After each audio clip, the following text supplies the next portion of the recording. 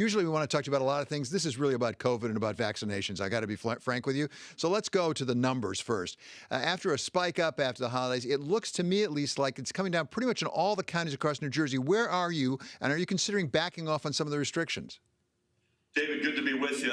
I think if the numbers continue to go in the right direction, I think we will consider backing off some of this. We take some pride in the fact that we may have been the last state to open things up on the inside, but we've kept it literally almost the entire time now, many months at levels that were the same where they opened. But we're in the plateau, it would be my guess right now. The footnote would be the variant from the UK, which we know is in New Jersey.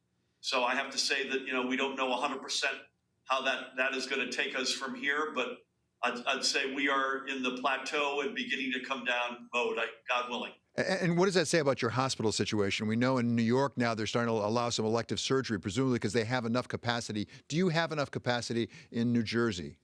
We do. So unlike the spring where we had to postpone elective surgeries, we have not had to do that in the second wave.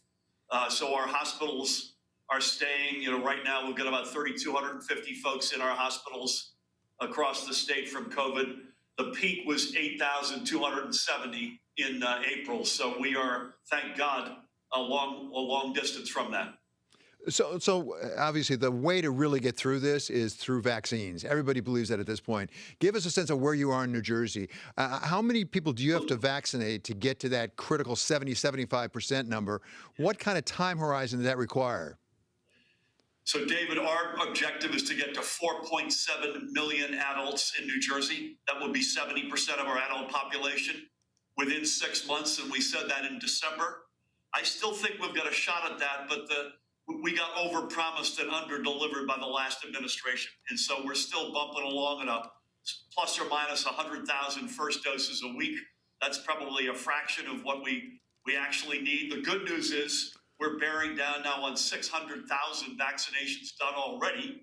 We've got 270 different distribution points around the state. So we've got the footprint and infrastructure in place. We just need more supplies. And I know the Biden administration is laser focused on this. They will fix it, but it will take some time. So let's talk about that for a moment. I heard a rumor that you might be on a conference call with some fellow governors this afternoon with the White House.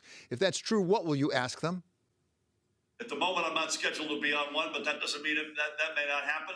I think it'll be just that. I mean, it's a world of difference in less than a week in two respects. A national consistent strategy and then intense laser focused on, especially on vaccines. And they know this because we speak to the team literally every day. We need more doses. And if we get them, we've got the infrastructure in place to make sure they get into people's arms. What kind of visibility do you have at this point about what's coming down the pipeline? Not what you have now, but what do you think that the pipeline might look like? And are you hampered at all by the notion of having to reserve that second vaccine, the second inoculation, and not giving it out? Yeah, we had one distribution site that has had some challenges on the second dose, but beyond that, that is not an issue for us. I'm knocking on wood here. We've got that piece of this. We want to be a reliable state. We want folks to know if they come in, get the first dose, that we're gonna have their second booster shot when they need it. I think, David, visibility-wise, I think it stays about where we are now, unfortunately, for some number of more weeks. And then I would guess in something like a month or two, you're in a much better place. That would be my current guess. Where are you right now with the schools, with getting kids back into schools? You go to anywhere around the country, everybody agrees, until we get the kids back in schools, we're not really going to be able to open up the country again. Yeah. So we have run our educational, both our openings and closings on a district by district basis. Without going into the details, the biggest number of our districts are in a hybrid mode. So there's somebody in the school building every day. The second biggest chunk of districts are all remote. The good news is the all remote number has begun to come down. And then the third bucket is everybody's in school Monday through Friday. Clearly, if we have more supplies, the next group of folks who deserve to get the vaccines would almost certainly be educators. That will be a game changer. And again, I hope that's sooner than later. Is the teachers union helping you on this, or maybe not? We hear about Chicago with a possible strike out there. Now, for the most part, they've been terrific.